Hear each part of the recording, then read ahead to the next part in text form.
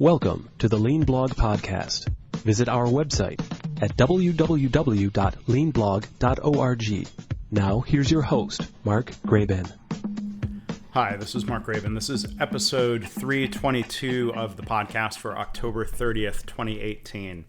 Today's podcast is going to be a little bit different than the interviews that I normally host here. It's been a sad week. A number of us in the Lean community have lost a friend, a real thoughtful, inquisitive member of the Lean community, if you will, Sam Selay. He passed away at age 34 in a kayaking accident. He leaves a wife and 4 children who are under the age of 18 in California. There is, if you know, if you have read any of Sam's articles on LinkedIn, if you've read the chapter he contributed to the anthology book Practicing Lean, or if you've seen the guest article he wrote for my blog pretty recently as he was trying to find a job. It's really, kind of following a calling that Sam had to try to help improve healthcare. And if you want to help support his family, they have a GoFundMe page, an account set up that I've linked to. If you go to leanblog.org/322, they could also use your thoughts and prayers if that's what you can contribute. But I met Sam a couple of years ago. We weren't close friends by any means. I mean, we had never met in person, but we talked on the phone a couple of times, had a couple of fairly long conversations. We exchanged many emails on topics related to lean and improvement. He shared an interest in kind of a methodology called motivational interviewing, where I've talked to people about that here on the podcast. He read one, if not both, books about motivational interviewing. On my recommendation, we'd had a couple phone calls about that, trying to understand it. How can we apply it? We had talked about doing some mutual coaching, if not counseling, with each other to help practice motivational interviewing to try to help each other out. And in fact, I have some text messages that we traded where he was absolutely coaching me, trying to get me to articulate my motivations for writing and completing my most recent book. So, Sam was a Marine. He did Lean Six Sigma work in the DoD. He took a job in the private sector in California and was trying to work his way into healthcare. So I feel horrible. I regret. I don't know why I didn't invite Sam to do a podcast. He was a learner and a thinker, and he had a strong sense of purpose. Ron Pereira and the Gemba Academy podcast had Sam on as a guest, so I would encourage you to go find that in the podcast directory. That's the Gemba Academy podcast. Since I never had a chance to interview Sam, what I'm going to do in this episode here today is read the blog post that he wrote for me on my blog about some frustrations that he faced in his attempts to get into healthcare. And I think he was really interested in improving safety and quality, and he had some really kind of deep set principles that he was trying to follow. And he had that first job opportunity didn't turn out the way he would have wanted. He pulled out of the job search, as you'll hear when I read his blog post. He had found another organization in Southern California that I don't know if he had a first interview with or a phone screen, but he was much more encouraged about that. And I think it's just sad that we've lost his potential to help solve problems that really matter in healthcare. And we miss out on his opportunity to share reflections and to coach and teach and learn and practice Lean. So I'm going to read the blog post. I'm going to share audio from the audiobook version of Practicing Lean. Again, unfortunately, it's not Sam's voice, but it's Sam's words that I would like to share. The audiobook as read by the narrator who read most of the chapters for that book. So I will stitch that together here into the podcast. I hope you find it enjoyable. If you knew Sam, or if you didn't have a chance to meet him, I've seen a lot of comments posted on LinkedIn and reflections from people who had met him at conferences and different events. And he might have been too humble to think or say so, but he made an impact on people, and it's a loss. So the first thing I'm going to do here is read the blog post that he wrote on leanblog.org. So before I read his post that was titled "A Lean Healthcare Job Interview Process, Thoughts and Reflections," let me read his bio to give a little bit more context about Sam. He had been practicing lean since 2010 and had been using lean and Six Sigma methodologies in the military, federal government, and manufacturing sectors. He worked in the United States Marine Corps in supply chain, logistics, quality, and continuous improvement for 13 years, worked as an on-site consultant for the Department of Defense, Defense Logistics Agency for 1.5 years before joining a company, RAB Lighting, as a lean facilitator. He has a BS in Management Studies from the University of Maryland University College, an MBA in Management and Strategy from Western Governors University. And he was a certified Lean Six Sigma Black Belt through the University of San Diego. Sam is passionate about, I hate reading this in the past tense, sorry. Sam was passionate about helping others solve problems and continuously improve. He focused on developing others' problem-solving capabilities to drive sustainable improvements and a lean culture. So again, here is that blog post. And, to set context, we traded some emails, messages through LinkedIn about his job search. And, I asked him if he would share it as a blog post, and he agreed, because I'd talked to many other people who've run into similar roadblocks and frustrations when trying, with the best of intentions, to bring their lean skills and experience into healthcare. So here's the blog post published August 20th, 2018, "A Lean Healthcare Job Interview Process, Thoughts and Reflections." Again, these are the words as written by Sam Selay. "In June, I was informed by my employer that the company had decided to go in a new direction. They said they would now build lean into their processes and enable process owners to be responsible for all continuous improvement functions. To date, I don't know many organizations that have been able to successfully embed lean into everyone's work and sustain it. While this move left me unemployed, it could not have come at a better time. My kids had just started summer break from school, and I got to spend the whole summer with them enjoying Southern California, where I reside. As I began exploring new opportunities in lean, I used this as an opportunity to attempt to get into healthcare to practice lean. Until this point, I had only practiced lean in the Department of Defense, government, and manufacturing. For me, I wanted to try to get into healthcare for several reasons. It's broken, errors are occurring, and costs are rising due to the poor quality of care. Some have gone as far to say that medical errors are now the third leading cause of death in the United States. Here's a report, it's linked in the blog post, a report by Johns Hopkins on this subject written in 2016, and Mark shares some other statistics here, which is also linked to in the blog post. And this is Mark interjecting here that I will link to this blog post if you go to leanblog.org/322. So back to what Sam wrote. Additionally, being a 13-year United States Marine Corps veteran with 4 surgeries while on active duty, I can candidly say that there is room for improvement in healthcare for active duty and veterans through the Department of Veterans Affairs. I would one day like to help improve the Department of Veterans Affairs healthcare system through the deployment of lean as a philosophy and management system.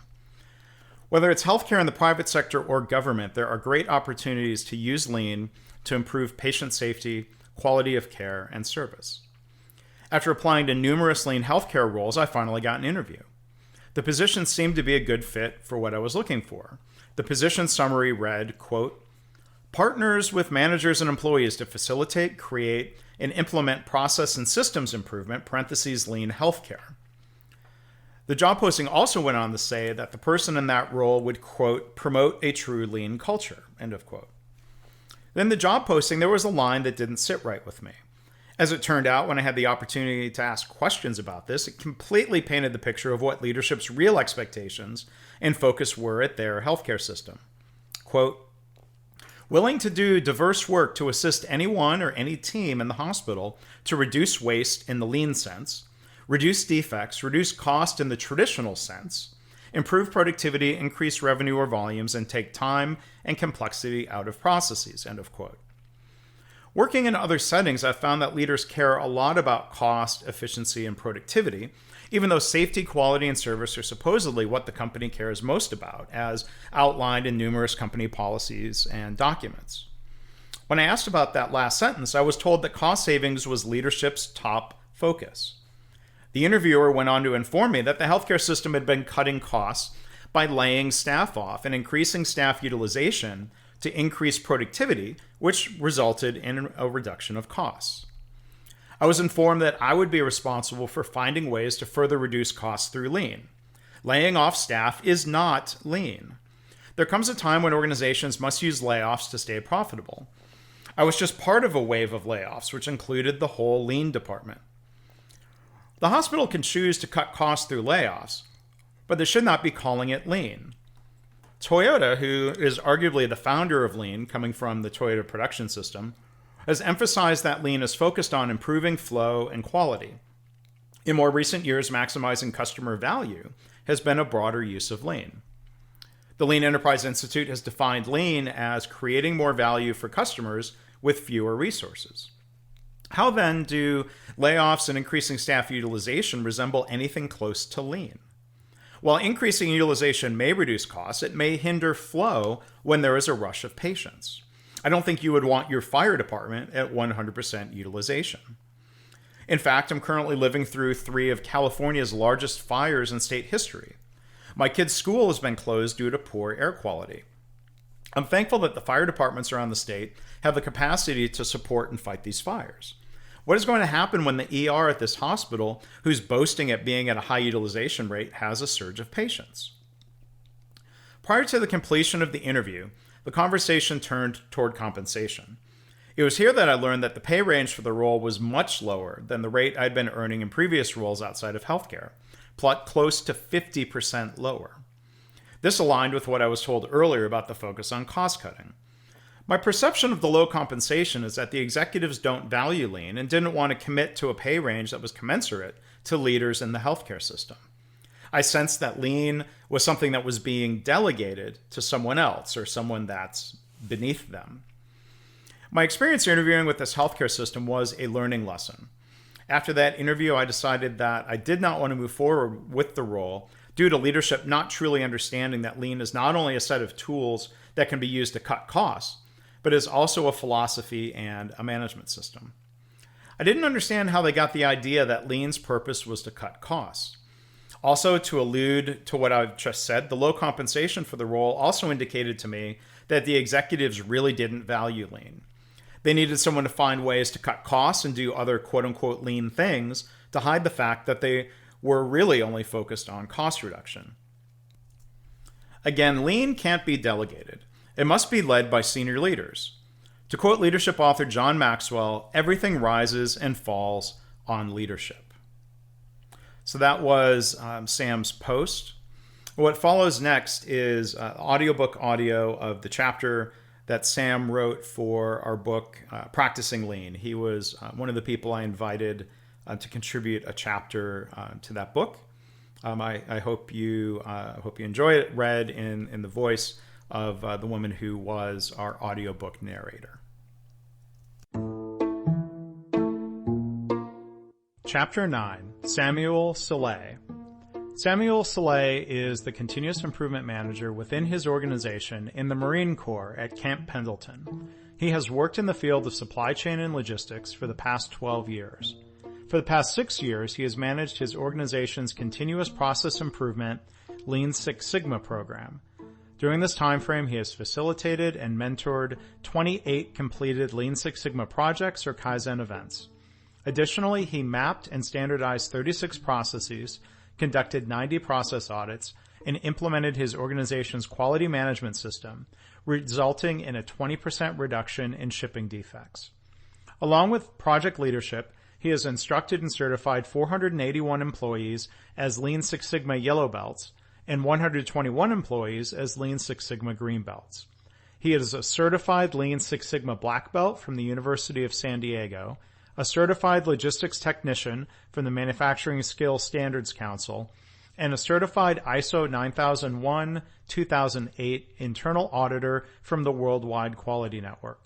He holds a BS in Management Studies from the University of Maryland University College and an MBA in Management and Strategy from Western Governors University. Learning Continuous Improvement. Reflections on Practicing CI in the Marine Corps. Over the last 6 years, I have had the great privilege and opportunity to learn and practice continuous improvement within the Marine Corps.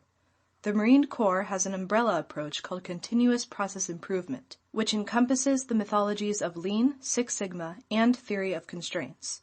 As I transition into the private sector, I have been reflecting on the valuable lessons I learned and would like to share them as a way to give back, just as my mentors taught me to pay it forward. Cultural roadblocks to deploying continuous improvement. The road to pursuing excellence and continuous improvement within the Marine Corps has not been easy, and I had to unlearn some behaviors that were counter to what I now understand true continuous improvement to be. The Marine Corps is, by design, a command and control, top-down structured organization. The resulting culture has posed challenges for continuous improvement professionals like myself. For example, in improvement teams, lower-ranking individuals are timid because they are not accustomed to voicing the true current condition, out of fear of retribution. The same is true in the classroom setting when talking about problems that hinder operational excellence. A countermeasure I put in place was a set of rapid improvement event/project team meeting rules. These include 1. Everyone on the team speaks professionally and with an equal voice. 2. Respect all ideas and ideals, once verbalized, become the property of the team and not the individual. 3. Check your rank at the door, in order for everyone to have an equal voice. In addition, the one rule I establish before coaching a team is that I will not allow the sponsor to suggest solutions. I have to be very tactful when having this talk with the sponsor, who is usually a senior leader and who is used to making all the big decisions. The reason for this rule is that it's disrespectful to tell an improvement team what to do. If the senior leader has an idea and will not budge, I tell them there is apparently no need for a cross-functional team and that he or she has no need for the team to solve the problem because the sponsor has the solution. This is a large organizational cultural change that must take place. Also, senior leaders get too focused on results. Yes, continuous improvement will yield big results via problem solving, but there is another side to the coin that is equally important. The second reason for problem solving is to facilitate learning and build capabilities within the organization via the problem solving process. Lessons learned from Japan. I had the honor and privilege of working and living in Japan between 2005 and 2007. My time in Japan was long before I was ever exposed to continuous improvement, but there was something different about the culture of Japan compared to the United States. Unfortunately, while practicing CI in the Marine Corps, I was never exposed to what respect for people was. It was never taught in any of the training I went through. Even going through black belt training through the University of San Diego didn't introduce me to what respect for people meant. It wasn't until I disciplined myself to a journey of self-learning through reading, listening to podcasts, watching webinars, reading blogs, and applying as much as I can that I learned what respect for people was. Now, I have a good grasp on the concept of respect for people based on the last 2 years of dedicated learning. Now, I can understand what the difference was between the culture of Japan and the United States. First, respect for humanity is a better translation that more clearly represents what I was exposed to for nearly 2 years in Japan. Some key takeaways I can still remember are: 1. An attitude that reflects a sense of pride, admiration, and esteem for others. 2. Pride in the community and country. I was taught not to spit, throw trash, or litter. When going to restaurants or certain homes, you were expected to take off your shoes. If given chopsticks, you were expected to use them. 3. Demeanor of joy and happiness in the workplace. When in Japan, I went on several tours of factories and witnessed people on the front lines being delighted in their work. What I have done based on these key takeaways are: 1. Create an environment which is conducive to sharing and implementing improvement ideas within all ranks of the organization. My CI team within the Marine Corps has created and implemented many great ideas based on Alan Robinson and Dean Schroeder books, Ideas Are Free and The Idea-Driven Organization, and Mark Graybon's Lean Hospitals. 2. Make myself an equal to those that are of lesser rank when I feel it is hindering great ideas. I will put rank aside and talk person to person on a first-name basis. 3. Go to the Gemba, ask why work is being done the way it is, and show respect from a curiosity perspective. This allows for deep conversation about improvements. 4. Lead with respect by following a servant leadership model. The approach I take is, follow me and we'll figure this out together. Practicing continuous improvement. When I first started practicing CI, I was a tool head and ended up wasting my time and my team's time by trying to use as many tools as possible. But, over time, I have learned the problem-solving process, and I only develop, test, and apply countermeasures to address the root causes. Next, I had to learn the hard way that being a doer, a belt, and a facilitator hindered the growth and development of the problem-solving capabilities within my organization. For the last 2 to 3 years, I have been working on being a teacher, coach, and mentor. I have learned to lead with questions, and only teach when I know the other person doesn't understand the mechanics behind a tool. I also had to learn that my inability to stop and listen and ask Socratic questions hindered the output of the improvement teams I was facilitating. Additionally, I feel that I have only scratched the surface of knowledge in the field of CI. I subscribe to Malcolm Gladwell's view of 10,000 hours or 10 years to mastery. As I continue to learn and grow in the field, I find Albert Einstein to be 100% accurate in which he said, "The more I learn, the more I realize how much I don't know." Problem-solving process. The continuous process improvement journey for the majority of the USMC began in the spring of 2006. Secretary of the Navy Dr. Winter, with his industrial background, was the catalyst for transformation in the Department of the Navy using Lean Six Sigma. Given Lean Six Sigma was the approach, the scientific methodology that is utilized is Define, Measure, Analyze, Improve, Control, DMAIC. Over the last 6 years, I have found people to get too wrapped up in the tools within DMAIC. Within the last year, a countermeasure I have taken and used within my organization is create and implement an 8-step problem-solving process, very similar to the Toyota business practice, which works to help people think more holistically about problems.